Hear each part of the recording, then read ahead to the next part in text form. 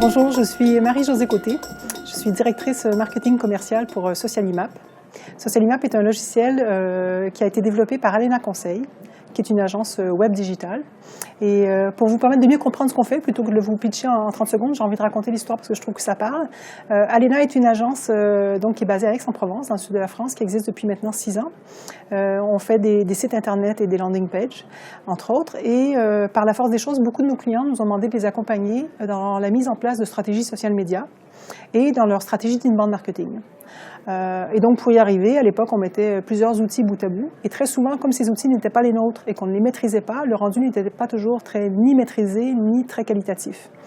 Et de là est née l'idée de Florent Hernandez, qui est fondateur de Socialimap et de Alena Conseil, qui est ingénieur de formation et qui a fait l'école des mines de Saint-Étienne, de développer son propre outil. Donc à partir de là, il a imaginé quelle serait pour lui la solution idéale pour vraiment avoir une présence sur les réseaux sociaux riche, qualitative et constante et passer l'étape suivante qui est l'amplification sociale. Il a rédigé un cahier des charges, embauché un développeur et petit à petit est née l'histoire de Socialimap. Donc de l'activité d'agence web digitale, nous sommes passés à une activité d'éditeur de logiciels. Donc aujourd'hui, on a toujours la double casquette.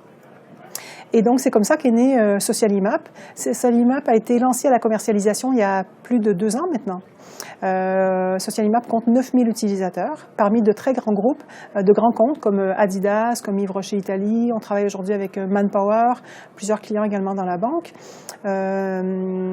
Et donc, pourquoi le Social Selling Forum?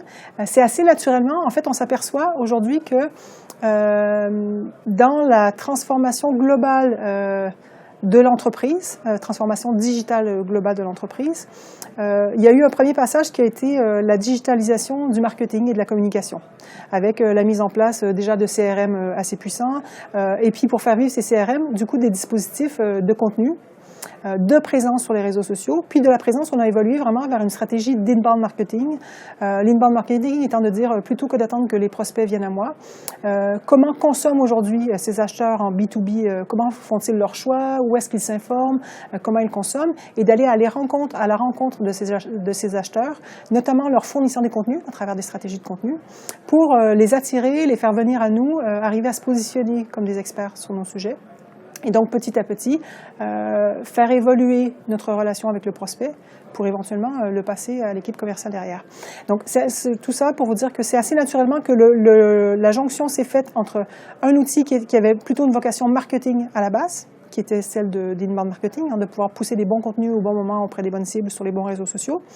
On s'est dit, en fait, le chaînon manquant ou la suite logique, c'est de se dire, une fois que j'ai poussé ces bons contenus, comment je peux également mettre cet outil qui est fabuleux à la disposition de mes équipes commerciales. Donc, en leur mettant tous ces contenus que j'utilise et que j'optimise et que je pousse, je vais non plus seulement les pousser sur mes réseaux sociaux d'entreprise, mais je vais également les mettre à disposition de mes collaborateurs commerciaux pour qu'eux puissent s'appuyer sur ces contenus pour contacter leurs prospects, d'une part. Et puis, l'étape ultime, c'est de se dire, une fois que j'ai choisi ces contenus, que je les ai poussés au bon endroit, au bon moment, vers les bons prospects, et que le prospect mord à l'hameçon, c'est-à-dire qu'il clique sur, il partage un tweet, il like un post sur Facebook, il partage une nouvelle sur LinkedIn, comment je fais pour identifier ce prospect et le remonter dans mon CRM?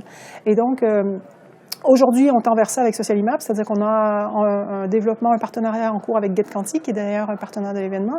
L'idée étant effectivement d'intégrer la technologie GetQuanti à Socialimap pour que demain, on soit vraiment une sales tech, puisqu'aujourd'hui, on est un peu à cheval entre les martech et les sales tech. On fait les deux. Et donc, c'est vraiment de se dire, on continue d'être une market tech comme on le fait jusqu'à maintenant, mais on intègre, on devient de plus en plus une sales tech en permettant d'aller au bout de la démarche marketing et commerciale, qui est la génération de leads et ensuite de remonter ces leads dans les CRM et de les mettre à disposition des commerciaux. Donc, c'est assez naturellement que pour nous, le Social Selling Forum s'est avéré une évidence depuis toujours.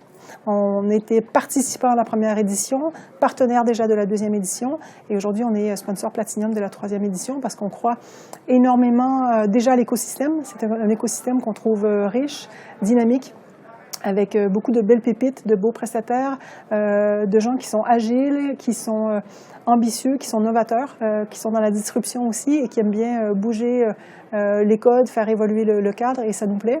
Donc déjà pour l'écosystème, ensuite parce qu'aujourd'hui ça touche directement toutes les problématiques qui sont les nôtres et celles de nos clients. et qui nous anime au quotidien. Et puis parce que aussi c'est une très très belle occasion de se retrouver avec nos prospects, nos clients, entre nous pour échanger et continuer de faire avancer notre réflexion sur la question. Donc j'espère qu'on sera à nouveau partenaire de la 4e édition, si 4e édition il y a, mais il n'y a pas de raison a priori.